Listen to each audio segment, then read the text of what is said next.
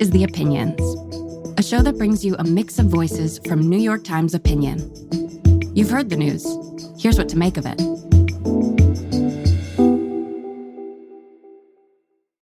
I'm Patrick Healy, deputy editor of New York Times Opinion. Okay, so it's become immediately clear that Donald Trump wants to start changing America and the world in the first 100 days of his presidency. He's trying to rewrite the history of January 6th by freeing the insurrectionists and excusing them and excusing himself. He's trying to redefine identity and culture with his declarations on gender and DEI and his control over Elon Musk, Mark Zuckerberg, Jeff Bezos, and the other tech and media leaders. He's trying to remake executive powers by invoking national sovereignty and national security to crack down on immigration, to use the military and the Justice Department however he wants, and to appoint himself judge and jury by pardoning at will. It's shaping up to be a first 100 days like America has never seen before. And that's a prime invitation for Times Opinion to interrogate and challenge the Trump agenda and help listeners stay focused on what really matters, not the sideshows, not the smokescreens that Trump loves to distract people with. So think of this as the start of a Times Opinion audio series, What Trump is Really Up To. And as part of this, I'm going to start a little countdown clock on what Trump isn't doing on the cost of living, on inflation, the economy, these issues that were so integral to his election, and really call BS on some of his actions and executive orders that suggest change, but really sound like study committees. We also want to dig into critically important actions and ideas from Trump that aren't getting enough attention, and that's where I want to start today. There hasn't been much said on what is one of the major problems facing America and the world, and that's Trump's orders on climate change and the environment. So I wanted to start our series with my opinion colleague, David Wallace-Wells, about Trump's moves on climate and energy. Thanks for joining me, David. Really good to be here. So, David, I want to begin with Trump's actions on Monday and talk about spectacle versus substance when it comes to his agenda. He signed a bunch of executive orders on climate, pulling out of the Paris Climate Agreement, opening federal land up for drilling, declaring an energy emergency. Which of these are substantive matters and which are spectacle? Overall, I think we're looking at a lot of showmanship, and we don't yet know which of those gestures are going to ultimately end up in policy. Like a lot of these executive orders, we're really seeing memos that are pointing towards studies or committees or policy actions which haven't been implemented. And in a lot of cases, even what he's hoping to do is a little ambiguous. He wants to end subsidies for green energy, but does that include tax incentives, or is it just the direct subsidies? We actually don't know the answer to that, and it'll be resolved going forward, not just by his administration, but also through challenges in the courts. And so a lot of it is quite ambiguous. But when it comes to climate, the kind of cultural signaling is pretty important. One of the reasons that we are now kind of knee-deep, if not neck-deep, in decarbonization in the U.S. and indeed all around the world is because for the last 5 or 10 years, coming out of that Paris Agreement, there was just a understanding that we were moving in this particular direction towards greener energy, towards cleaner fuels. And when you have a leader like Trump standing up and saying, I'm going to flip the bird to all of those initiatives, even if there's not that much coming concretely behind it, it matters in terms of cultural momentum. It's going to shape the way that people think about whether they're going to buy an EV or not. And I think what we're about to see is a test of how much of the green momentum of the last half decade or decade is because of direct investment by green energy companies, how much of it is the result of policies like Biden's IRA, and how much of it is about this cultural momentum which Trump is trying his hardest to stop. It is part of that rewriting that I was talking about earlier, the flipping the bird. It's such the point of this, the degree to which he is trying to both destabilize what has been consensus in the scientific community, consensus among a lot of Americans who care about fact-based, science-based evidence, and really kind of thwart that. And I think it appeals to so many of his voters, not just the flipping of the bird action, these smarty pants people who want to tell you how to live your life, but also I think what he sees as a power structure that he feels like has long opposed him, that has brought facts to bear on issues and conversations that he wants to take control of.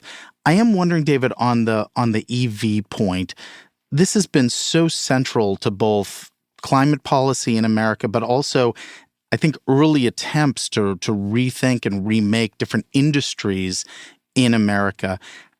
Based on what he's done so far, how destabilizing is kind of his EV change in thinking, and who is he trying to appeal to or drive toward?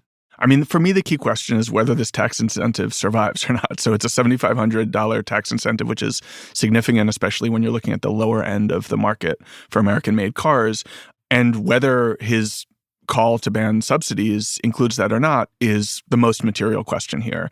I do think in the bigger picture, we have one really successful American EV company, Tesla. We have a lot of legacy automakers who are inching towards a more EV focus, but have not taken the big steps that are really necessary to get us there on the timelines that, say, the Biden administration wanted.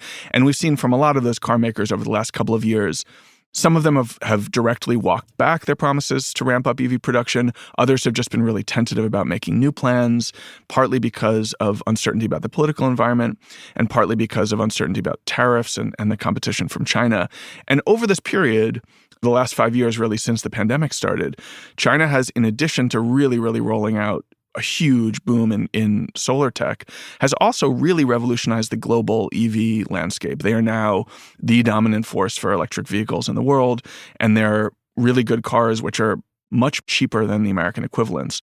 My own view is that we're likely to see a continuation of the patterns that we've seen over the last 5 years, which is to say EV uptake growing slowly, rather than shrinking, but not growing dramatically. Probably an extension of the kind of cultural patterns we've seen in the past, where it's primarily liberal-minded, relatively well-off people who are buying these cars, and some change in the industrial landscape where some of these manufacturers are doing a little bit more on EVs, but nothing like the step change that our global and indeed domestic climate goals sort of require.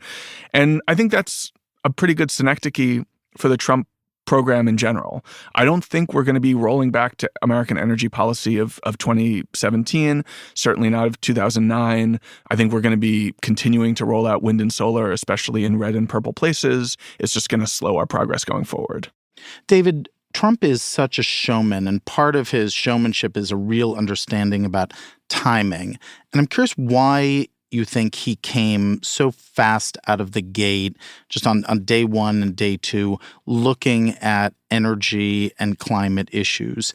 Is it partly, that kind of flipping the bird energy that he wanted to kind of infuse on day one? Or is there something going on that I think gets at some of the points you just made about China, about setting kind of expectation around what our energy and climate policy should be? So as he's approaching these other countries, whether it's China, whether it's the Middle East, whether it's about, frankly, domestic kind of oil and energy producers, whether he's trying to set himself up into a kind of a very dominant pole position to start negotiating terms. So talk a little bit about the timing of this and kind of as Trump is kind of a showman, how he's trying to sort of set the table. Well, one of the things that's most interesting to me is that we actually heard pretty little on the campaign trail about climate from both candidates. Very little from both, right. But when the page turns to actual, Trump is in office and he's performing now as president, yeah, it's maybe not the first item on his agenda, but it's right up there. And I think that tells you that among his supporters, this remains a really charged set of culture war dynamics. There are a lot of threads that run through this. One of them is, that inflation was in some significant way felt and powered by energy costs. And so Trump can say plausibly that the cost of energy in the U.S. contributed meaningfully to the cost of living crisis among his voters. I think it taps into a kind of this masculine impulse that he has in reimagining what the meaning of America and the future of America is. Can I throw another theory at you about this? I mean, it's the notion that Trump has that climate activists, environmental activists, single-issue climate voters, they're on the ropes. I think he really sees that group of people as not remotely decisive in a political, electoral coalition, and that it is so easy to caricature and kind of demonize them. This notion of what they want to do to America, what they want to do to right offshore with kind of wind farms. And I don't get the sense, at least on the left or the Democratic Party, that there is a really persuasive pushback that kind of wins the day. I totally agree. I think one of the things that happened with the passage of the IRA in the U.S. is that it kind of split the climate coalition that brought it into being among, energy centrists who want a green energy future but see a place for, natural gas and some slow phase out of oil, who are basically like, okay, we did our thing and now we just we're going to let it cook. And climate activists who want a lot more. And especially once that coalition splits, it's a lot harder to point fingers and laugh at the extreme, the soy boys and the degrowth fangirls or whatever, which is the sort of the language that Trump people use. And the sort of policy position that he's advancing here is twofold. It's we are currently in an energy crisis and that we need to pursue a policy of energy dominance. And that gets back to the masculine energy I was talking about earlier, this idea of dominance. Now, the truth is, there is no energy crisis. We are already in an energy dominant position. I mean, the U.S. is producing more oil and gas than it ever has before in its history. In fact, it's producing more than any other country in the world. We have seen major progress on investment in green energy, but it was an all carrots, no sticks program and approach.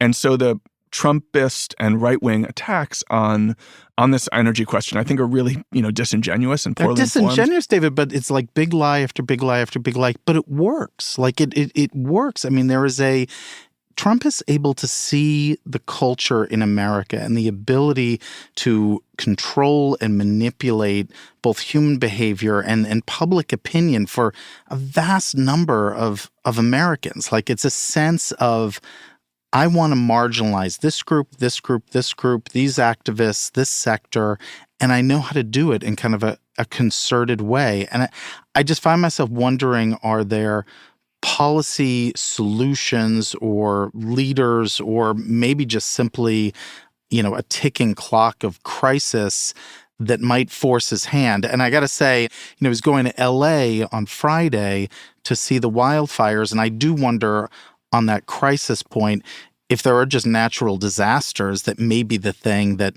finally catch up to him and kind of force his hand in some of this. Well, I mean, I think what you're seeing is his eagerness to use some of these issues for political purposes. And you can see that illustrated in the contrast between these two disasters, Hurricane Helene and the California wildfires. There was some, online, right-wing sort of paranoia in the response to Hurricane Helene. But basically, we moved on. We didn't weaponize that. He didn't weaponize it at the national scale. The fires have are a different scale of story, and they've provided him a different kind of a weapon in attacking California governance. And it's actually a quite popular attack to the point that you're making. Many Californians, including pretty liberal-minded Californians, even if they don't think it's narrowly the fault of Gavin Newsom or Karen Bass that these fires destroyed Palisades and at Altadena, are at least taking the opportunity to think are these really the people we want in charge of our lives and livelihoods in the face of these disasters?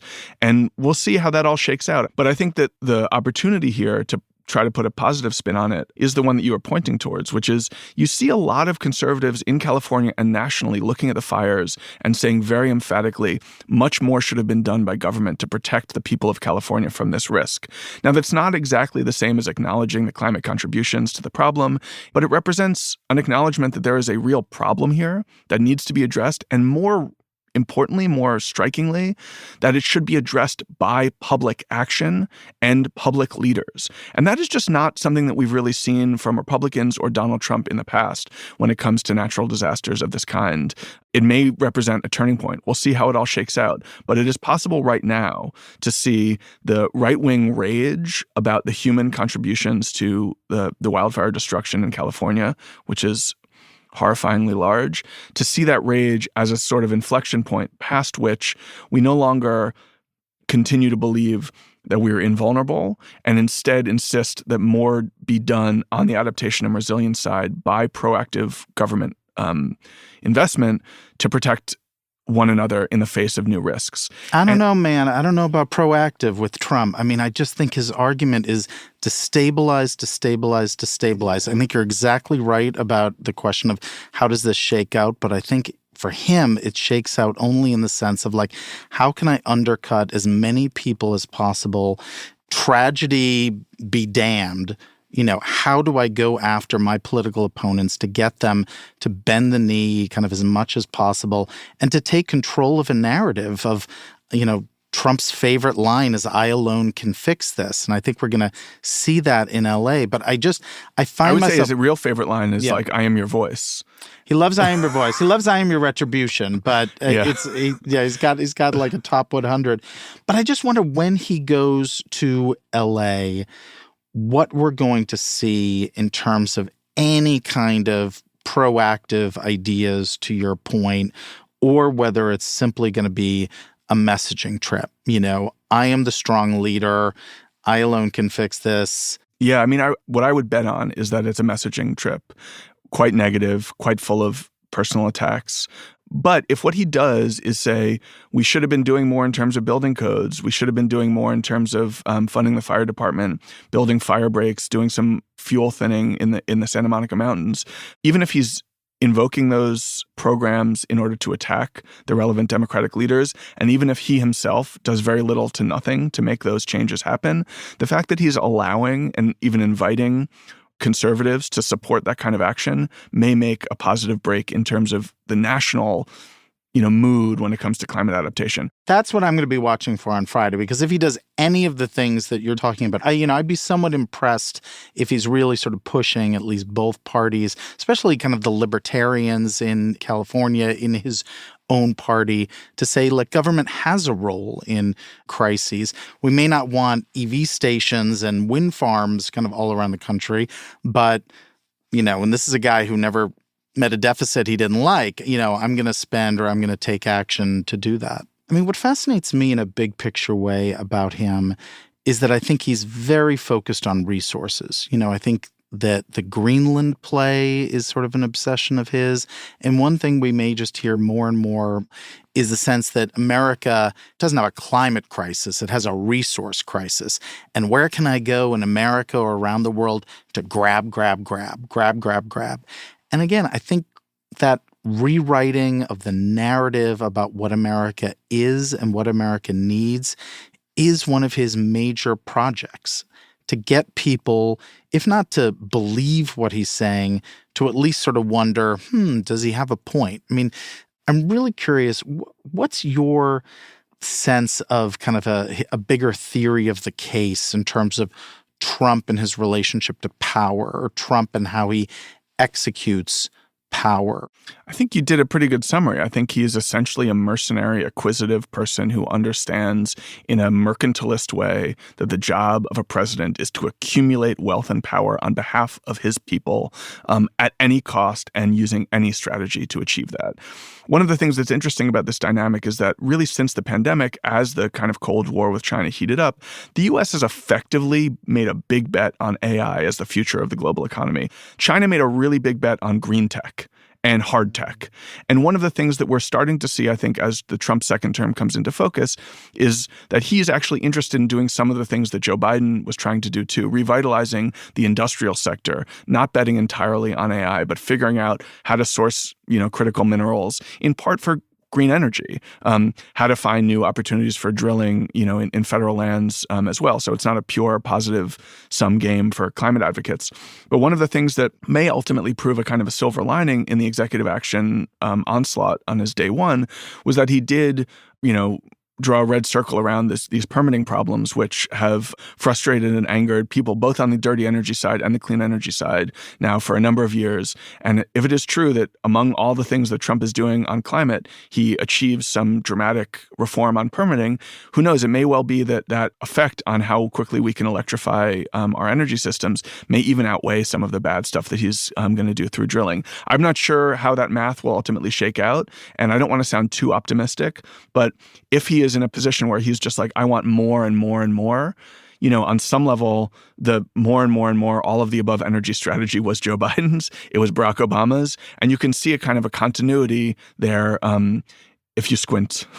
Look, one of the things I've always liked about the guy is his impatience, frankly. It's sort of time's wasting. And if we're going to change things, and he is someone who sees himself as a real change agent, he wants to change it as quickly as possible. How the change works is worrisome. What you got at earlier with accumulation and acquisition, those are two such important words when it comes to Trump. When you accumulate, when you acquire, when you want to make all these changes, what do you do with it? It feels like he's kind of like all front end talk and energy, but where's the follow through to some idea that leads to his golden age idea? I'm just not sure. Well, I mean, one thing that's interesting to me is just to compare the makeup of his coalition in 2017 to 2025. And I think it's, notable, as many people have pointed out, the degree to which Silicon Valley has moved to Trump.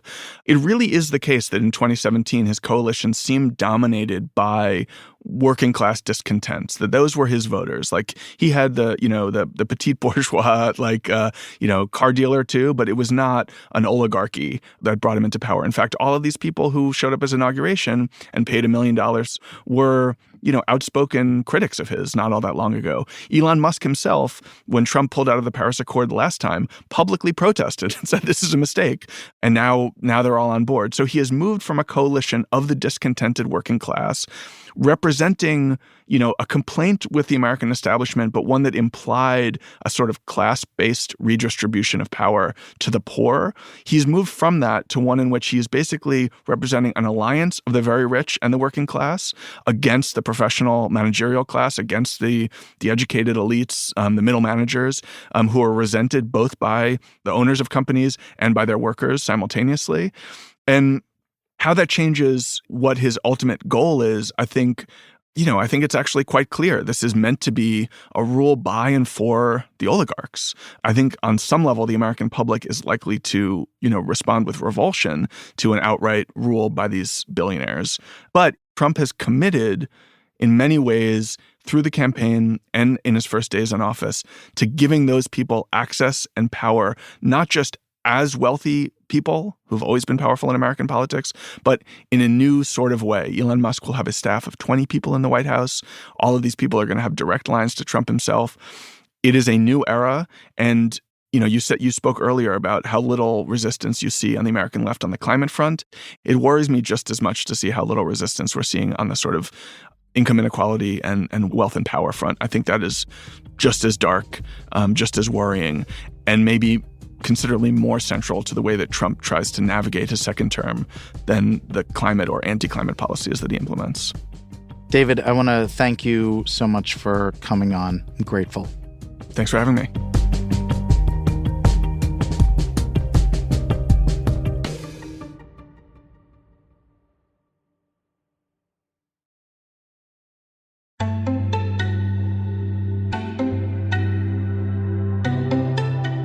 If you like this show, follow it on Spotify, Apple, or wherever you get your podcasts. This show is produced by Derek Arthur, Sophia Alvarez-Boyd, Vishaka Durba, Phoebe Lett, Christina Samuelewski, and Jillian Weinberger.